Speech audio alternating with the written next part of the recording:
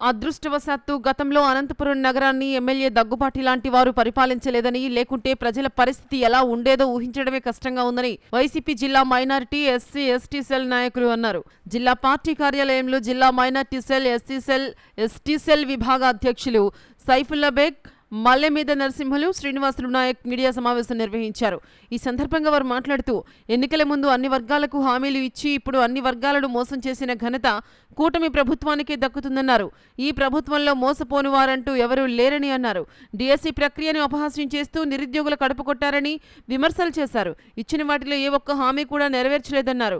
మరోవైపు అనంతపురం నగరంలో పరిస్థితులు మరింత దారుణంగా ఉన్నాయని, ఇక్కడ దోచుకొని దాచుకోవడం తప్ప ఏమీ జరగడం లేదన్నారు. స్టాక్ మార్కెట్ కంటే వేగంగా ఇక్కడ అభివృద్ధి జరుగుతుందన్నట్లుగా దగ్గుబాటి చెప్తున్నారన్నారు. ప్రభుత్వ ఆసుపత్రిలో పరిస్థితులు చూస్తే ఎంత దయనీయంగా ఉన్నాయో అర్థం చేసుకోవచ్చన్నారు.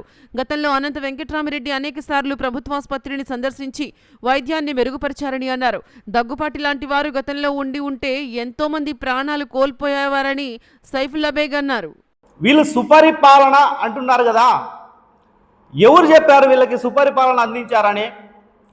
ప్రజలు ఏమైనా వీళ్ళకి మీ పరిపాలన బాగా ఉంది, మీరు చెప్పిన హామీలన్నీ కూడా చెప్పినట్టుగా నెరవేర్చారు ముఖ్యమంత్రి గారు అని ఏమన్నా ప్రజలు ఒక సర్వే కానీ ఫోన్ల ద్వారా ఈ నారా చంద్రబాబు నాయుడు గారికి ఏమన్నా తెలియజేశారా? నవ్వులు వస్తూ ఉంది, నవ్వుకుండే పరిస్థితి ఉంది ఈరోజు. గతంలో పవన్ కళ్యాణ్ గారు ఏం చెప్పేవారు? ఇన్ని సంక్షేమ పథకాలు ఇచ్చినా కూడా దాదాపు జగన్మోహన్ రెడ్డి గారు ఎన్ని చెప్పాడో మాట నిలబెట్టుకున్న ఏకైక ముఖ్యమంత్రి జగన్మోహన్ రెడ్డి గారు.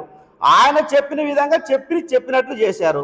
ఈ పవన్ కళ్యాణ్ గారు అన్ని పథకాలు ఇచ్చినా కూడా జగన్మోహన్ రెడ్డి గారు ముఖ్యమంత్రి ఉన్నప్పుడు ఈయన నేను ప్రశ్నించడానికి వచ్చాను, రాజకీయాల్లోకి ప్రజల తరపున ప్రశ్నించడానికే వచ్చానని పదే పదే చెప్పేవాడు. మరి ఈరోజు చెప్పిన మేనిఫెస్టో కానీ ప్రజలకు ఇచ్చిన హామీలు కానీ ఒక్కటి కూడా నెరవేర్చలేదు. మరి పవన్ కళ్యాణ్ గారు ఎందుకు మౌనంగా ఉన్నారు? ఈరోజు ఎందుకు ప్రశ్నించడం లేదు?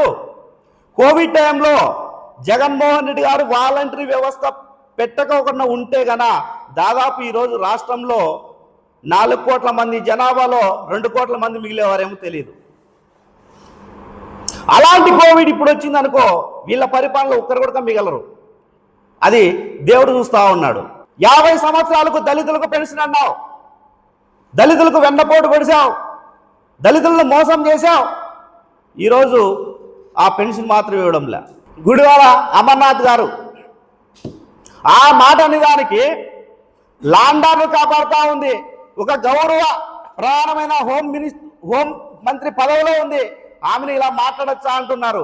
మరి ఈ హోంమంత్రి ఇంతవరకు దళితులపైన జరిగిన అఘాయిత్యాలు కావచ్చు, మహిళలపైన జరిగిన అఘాయిత్యాలు కావచ్చు, వీటికి ఏ రోజైనా నోరు విప్పిందా? అయ్యా దళిత ఎమ్మెల్యేలు గారు, మిమ్మల్ని ఎమ్మెల్యేలు చేసింది ప్రజలకు మంచి చేయమని, మీ హోమ్ మినిస్టర్కు సపోర్ట్ చేయమని, మీ ముఖ్యమంత్రికి భజన చేయమని, పవన్ కళ్యాణ్కి దండం పెట్టమని కాదు కదా.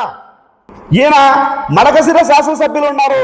ఈయనకి ఈ 2 సంవత్సరాల కాలంలో 24 గంటలు జగన్మోహన్ రెడ్డి గారిని మాట్లాడడం తప్ప ఈయన నియోజకవర్గంలో వాటర్ సమస్య, వేసవిలో వాటర్ సమస్య ఉంది, కొట్టుకుంటే రోడ్ల పైన బిందెలు తీసుకొని కూర్చున్నా కూడా అక్కడ మాత్రం వాళ్ళను పరామర్శించింది లేదు, వాళ్ళ పలకరించింది లేదు, వాళ్ళకు నీళ్లు ఇచ్చింది లేదు. కానీ 24 గంటలు జగన్మోహన్ రెడ్డి గారిని మాత్రం మాట్లాడడానికి ఈయన శాసనసభ్యులు అయ్యారు. తర్వాత సింగనమల ఎమ్మెల్యే గారు బండారు శ్రావణి, ఈమె మాటకు వచ్చాక మా నాయకుడు 33% మహిళా రిజర్వేషన్ కోట. అమ్మా ఒక్కసారి గుర్తు తెచ్చుకో, వారం కిందట 4 రాజ్యసభ సీట్లు ఉంటే 4 రాజ్యసభ సీట్లు ఫిల్ చేస్తే మీ ప్రభుత్వము ఈ 4 రాజ్యసభ సభ్యుల్లో ఒక్కరికి మహిళ ఇవ్వచ్చు కదా. ఎక్కడిచ్చారు మీ మహిళా బిల్లు? మీరే కదా ఎన్నిక పంపించిండేది మహిళా రిజర్వేషన్ బిల్లు. మరి మీరెందుకు మేమే తెచ్చామని ఇంకా అమలుగా అందే మేము తెచ్చామని చెప్పుకుంటా ఉన్నావు? అది కూడా గుర్తించుకోండి ఎమ్మెల్యే గారు. ఖచ్చితంగా 27 పథకాలు, దళితులకు 27 పథకాలు ఇస్తానని హామీ ఇచ్చి ఓట్లు వేయించుకున్న తర్వాత ఈ 27 హామీ పథకాలలో ఒక్క పథకం కూడా ఇప్పటి వరకు కూడా ఎస్సీ కార్పొరేషన్ ద్వారా ఇవ్వలేదు. వీళ్ళు 2029లో ఏ మాత్రం ఎన్ని తప్పుడు హామీలు ఇచ్చినా కూడా వీళ్ళు మాత్రం గెలిచే ప్రసక్తే ఉండదు. తర్వాత అనంతపురం అర్బన్ ఎమ్మెల్యే గారు దగ్గుబాటి వెంకటేశ్వర ప్రసాద్ గారు 180 కోట్ల అభివృద్ధి అన్నారు కదా.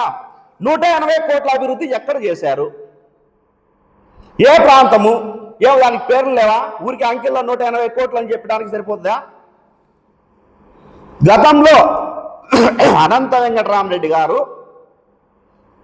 ఎమ్మెల్యేగా ఉన్నప్పుడు దాదాపుగా 1200 కోట్లు పైచిలకే అభివృద్ధి అయింది. ఆ రోజు ఈ భూదందాలు కానీ, రౌడీ షీట్లు కానీ, దౌర్జన్యాలు కానీ ఏమి లేవు. ఈరోజు దగ్గుబాటి వెంకటేశ్వర ప్రసాద్ అనంతపురాన్ని అభివృద్ధి చేశాడు. ఎందులో చేశాడు? హనీ ట్రాప్లో రాష్ట్రంలో ఎక్కడా లేని న్యూస్, సంచలనమైన అభివృద్ధి హనీ ట్రాప్ చేశాడు. రెండోది, రాష్ట్రంలో ఎక్కడా లేని భూదందాలన్నీ కూడా అనంతపురంలో ఈరోజు భూదందాలు ఎక్కువైపోయాయి. అది కూడా ఒక అభివృద్ధే. తర్వాత అనంతపురం అర్బన్లో బెల్ట్ షాపులు, గతంలో బెల్ట్ షాపులు అనేవి కనపడలేదు. ఈరోజు రాష్ట్రంలో ఎక్కడా లేని విధంగా అనంతపురంలో బెల్ట్ షాపులు, ప్రతి వీధిలో ఒక బెల్ట్ షాప్ ఉంది. ఇది కూడా చాలా అభివృద్ధి చేశాడు. ఇవి అభివృద్ధి చేశారు. రేపు మీరు సుపరిపాలన చెప్పుకునేటప్పుడు కూడా ఇదే చెప్పుకోండి మీ అభివృద్ధి గురించి. వైఎస్ఆర్ కాంగ్రెస్ పార్టీ ప్రభుత్వం ఉన్నప్పుడు జగన్మోహన్ రెడ్డి గారి పాలనలో ప్రతి కుటుంబం కూడా సంతోషంగా ఉన్న రోజులు గతం. ఈరోజు ఏ కుటుంబంలో కూడా సంతోషం అనేది లేకుండా అయిపోయింది. దానికి కారణం చంద్రబాబు గారి మోసపూరిత మాటలు నమ్మి ఈ జనము వాళ్ళకు గద్దెనెక్కించడము, వాళ్ళ కుటుంబాలలో సంతోషం లేకుండా చేసుకోవడము రెండు జరిగి దాదాపు 2 సంవత్సరాల కాలం పూర్తయింది. ఆ మాట నేను ఎందుకు చెప్తున్నానంటే, ఎలక్షన్ల ముందు కూటమి పెద్దలు సూపర్ 6, సూపర్ 7 అని చెప్పి జనాన్ని నమ్మించి ఓట్లేసుకున్న తర్వాత 2 సంవత్సరాల కాలం పూర్తయినా కూడా ఈ రోజుకి కూడా వాళ్ళు చెప్పిన సూపర్ 6 పూర్తి చేయలేదు. కానీ 1 సంవత్సర కాలం గడుస్తానే మంచి ప్రభుత్వం అని వాళ్ళంతకు వాళ్ళే సర్టిఫికేట్ ఇచ్చుకున్నారు. 2 సంవత్సరాలు పూర్తయితానే మా మంచి ప్రభుత్వం అని చెప్పుకున్నారు. చెప్పాల్సింది ప్రజలు, మీకు సర్టిఫికేట్ ఇవ్వాల్సింది ప్రజలు. కానీ ఈ కూటమికి సంబంధించిన తెలుగుదేశం నాయకులు కానీ, జనసేన నాయకులు, బీజేపీ వాళ్ళంతకు వాళ్ళే సర్టిఫై చేస్తున్నారు మంచి ప్రభుత్వము, మన మంచి ప్రభుత్వము, ప్రజాప్రభుత్వం అని చెప్పి. నిజంగా మీది ప్రజాప్రభుత్వం అయితే, మంచి ప్రభుత్వం అయితే నేను అడిగే ప్రతి ప్రశ్నకి సూటిగా మీరు సమాధానం చెప్పండి. చంద్రబాబు నాయుడు గారు, లోకేష్ గారు గతంలో యువగలం అప్పుడు మీరు దాదాపు 30 లక్షల మందికి ఉద్యోగాలు కల్పిస్తామన్నారు. కానీ ఈరోజు మీరు మాట్లాడుతుండేది 20 లక్షల మందికి ఉద్యోగాలు కల్పించామన్నారు. 20 లక్షల మందికి ఉద్యోగాలు కల్పించినప్పుడు నిరుద్యోగ వృత్తిని ఎందుకు ఇవ్వడం లేదు చంద్రబాబు నాయుడు గారు? మీరు అన్ని లక్షల మంది ఉద్యోగాలు మీరు కల్పించినప్పుడు నిరుద్యోగ వృత్తి 3,000 ఎందుకు ఇవ్వడం లేదు? అదే నిజమైతే మీరు ఇవ్వచ్చు కదా. అదేవిధంగా ఆడబిడ్డ నిధి అన్నారు. ప్రతి ఆడపిల్లకి 19 సంవత్సరాల నుంచి 49 సంవత్సరాల మధ్యలో ఉండే ప్రతి ఆడపిల్లకి ఇంట్లో ఎంతమంది ఉంటే అంతమందికి 1,500 రూపాయలు చొప్పున ఇస్తామన్నారు. ఆ లెక్క ప్రకారము ఈ ఆంధ్ర రాష్ట్రంలో ఉండే ప్రతి మహిళకి, ప్రతి అమ్మాయికి 19 నుంచి 49 సంవత్సరాల లోపల ఉండే వాళ్ళకి 36,000 రూపాయలు మీరు ఈ రోజుకి బాకీ ఉన్నారు చంద్రబాబు నాయుడు గారు. ఇంకో విషయం మీకు తెలియజేస్తున్నాను. 50 ఏళ్ళకే ఎస్సీ, ఎస్టీ, బీసీ మైనార్టీలకు పెన్షన్లు అన్నారు. ఈ 2 సంవత్సరాల కాలంలో మీరు ఒక్క పెన్షన్ అన్న ఇచ్చారా? మీకు పబ్లిసిటీ పీక్, పనిచేసేది వీక్, అలా అయిపోయింది మీ ప్రభుత్వం. ఆ మాట నేను ఎందుకంటున్నానంటే, గత 4 రోజుల కాలంగా మీరు ఎక్కడ చూసినా పబ్లిసిటీ చేసినారు. మీ మంత్రులు, మీ ఎమ్మెల్యేలు ఎక్కడికి వెళ్ళినా కూడా కొత్త పెన్షన్లు ఇచ్చేస్తున్నాం, లక్షల కొద్ది పెన్షన్లు ఇస్తున్నాము, జూన్ 12 అన్నారు. ఈరోజు జూన్ 17, జూన్ 18. ఈ కొత్త పెన్షన్లు ఇచ్చారా? ప్రతి క్షణము మీరు మోసం చేయడమే తప్ప ఈ ప్రజలకి చేసింది ఏది లేదని చెప్పి నేను చెప్పదలుచుకున్నాను. అదేవిధంగా గతంలో వైఎస్ జగన్మోహన్ రెడ్డి గారి ప్రభుత్వంలో ఆయన ఇచ్చే ప్రతి సంక్షేమ పథకానికి కూడా మీరు పేరు పెట్టారు.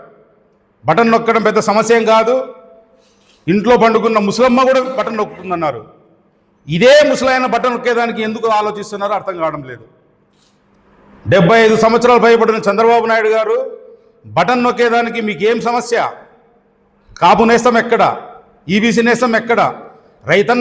రైతన్న పండించిన పంటలకు గిట్టుబాటు ధరలు లేవు, రైతులకు ఎరువులు లేవు. ప్రతి వర్గాన్ని మోసం చేసిన వ్యక్తి ఈ రాష్ట్రంలో ఎవరైనా ఉన్నారంటే చంద్రబాబు నాయుడు గారు, లోకేష్ గారు, పవన్ కళ్యాణ్ గారే. ఎలక్షన్ల ముందు మీరు చాలా మాట్లాడారు, కానీ ఈ రోజు కూడా ఒక్కటి కూడా మీరు ఫుల్ఫిల్ చేయకపోగా మీరు అరాకొరగా ఇచ్చిన దీపం పథకంలో కూడా దాదాపు ఈ 2 సంవత్సరాల కాలంలో 1-2 సిలిండర్లకు మీరు డబ్బులు రియంబర్స్ చేసినారు తప్ప మీరు అప్ టు డేట్ మీరు లేదు. చెప్పడం చాలా ఈజీ, పాటించడంలో తెలుగుదేశం ప్రభుత్వం ఎప్పుడు విఫలమే. అదేవిధంగా ఆరోగ్యశ్రీని కూడా పూర్తిగా నిర్వీర్యం చేసేసినారు. ఫీజు రియంబర్స్ విద్యార్థులకు మోసం చేసినారు. ఏ వర్గాన్ని మీరు వదలలేదు, ఉద్యోగులను వదలలేదు. ఉద్యోగులకు డిఏలు అన్నారు, పిఆర్సీలు అన్నారు, వాళ్ళకి మోసం చేశారు. అదేవిధంగా డిఎస్సి, మెగా డిఎస్సి దగా డిఎస్సిగా మారింది. వైఎస్ఆర్ కాంగ్రెస్ పార్టీ అధినేత జగన్మోహన్ రెడ్డి గారు ప్రశ్నించిన ఒక ప్రశ్నకైనా మీరు సూటిగా సమాధానం చెప్పగలుగుతున్నారా? డిఎస్సిలో మోసం జరగలేదని మీరు చెప్పగలుగుతారా? మెరిట్ లిస్టును పక్కన పెట్టి మీకు కావాల్సిన వాళ్ళకు ఉద్యోగాలు ఇచ్చింది వాస్తవం కాదా? ఈ ప్రభుత్వం రాబోయే కాలంలో ఖచ్చితంగా ప్రజల చేతనే కించంపబడుతుంది, ప్రజల చేతనే ఓడిపోయేదాన్ని కూడా తథ్యం, దాంట్లో ఎటువంటి సందేహం లేదు. అదేవిధంగా ఒక మాట చెప్పదలుచుకున్నాం. ఈ అనంతపురం నియోజకవర్గంలో స్టాక్ మార్కెట్ కంటే కూడా స్పీడ్గా చెప్తారు దగ్గుబాటి వెంకటేశ్వర ప్రసాద్ గారు అభివృద్ధి గురించి. మనదాకా 130 కోట్లు అన్నారు, 6 నెలల కాలం తిరగకుండానే 180 కోట్లు అన్నారు. అయ్యా ఎమ్మెల్యే గారు, మాకు కావాల్సింది అంకెల్లో అభివృద్ధి కాదు, ఈ అనంతపురం పట్టణంలో అభివృద్ధి కావాలి. మీరే 180 కోట్ల రూపాయలు అభివృద్ధి చేసింటే ఈరోజు అనంతపురం పట్టణం ఈ విధంగా ఉండేదా?